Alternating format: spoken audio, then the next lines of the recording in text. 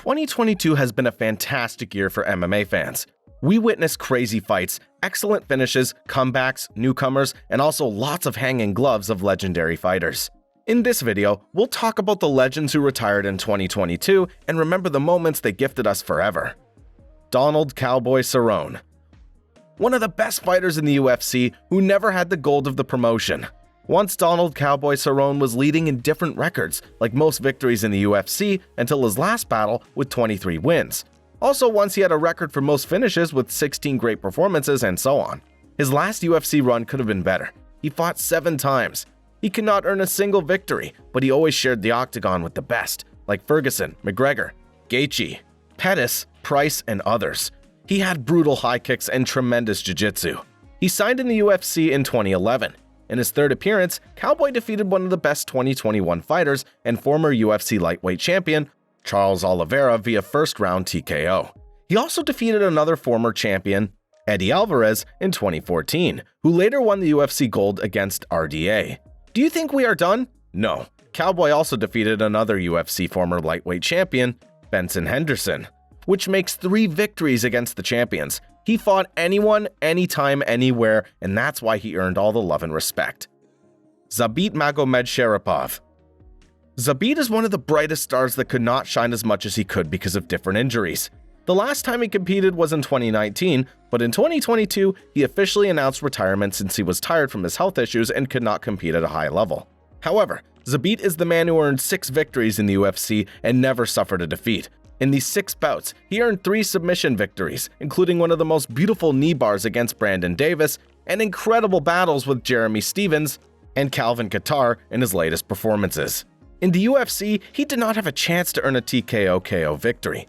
But this does not mean he had no striking. He was one of the most well-rounded fighters with the highest level of striking, wrestling, and grappling. Still, because of health issues, his cardio was always a problem. Still, he has never been defeated in the UFC. Still, after waiting for 3 years, he finally said goodbye to his fans using Instagram. Jose Aldo. The king of Rio's magical journey was finally finished in 2022. He was king of the featherweight division in WEC and the UFC for a while. He defeated Cub Swanson, Uriah Faber, Chad Mendes, Frankie Edgar, Korean Zombie, and Ricardo Lamas while fighting in the featherweight.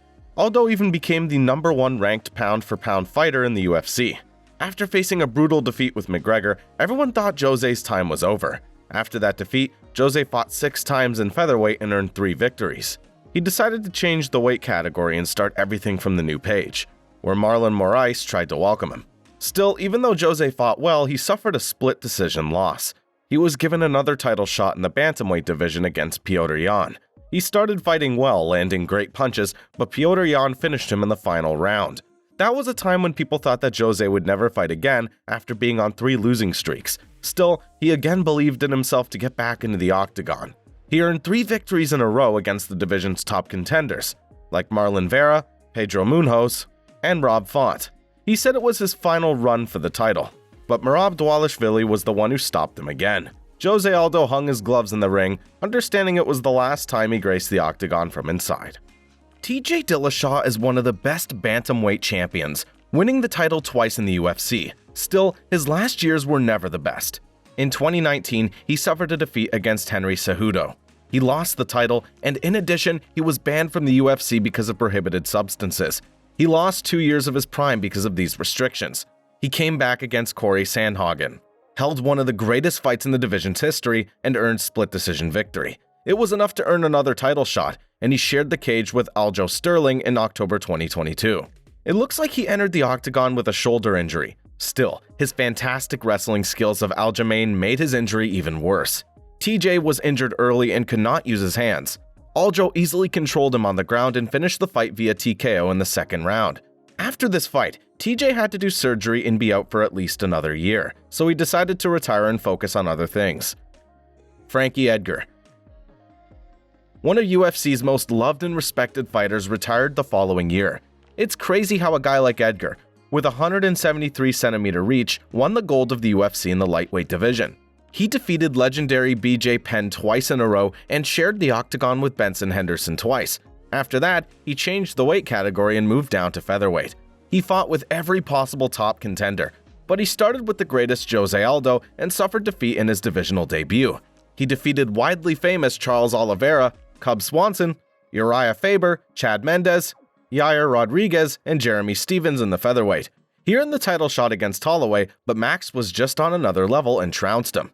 After suffering defeat with Korean Zombie, he moved to the bantamweight division and defeated Pedro Munhoz in a very close fight via split decision. But after suffering 3 brutal KO losses in a row, it was time for him to retire. Luke Rockhold.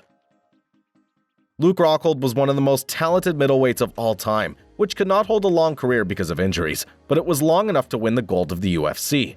The absolute finisher who joined the UFC from Strikeforce earned 6 victories with different spectacular finishes. After suffering several losses in the UFC, there were lots of jokes about Luke that he had a fragile chin. When Jan and Romero managed and earned KO victories against him, people decided that Luke could not take the punches, but they were wrong. After being out for 3 years, he came back against one of the strongest middleweights, Paulo Costa. In his latest battle, Luke might not earn the victory, but he gained lots of love and respect from fans and destroyed the rumor about his weak chin. He held one of the year's best fights with Paulo Costa and left the octagon as a true soldier.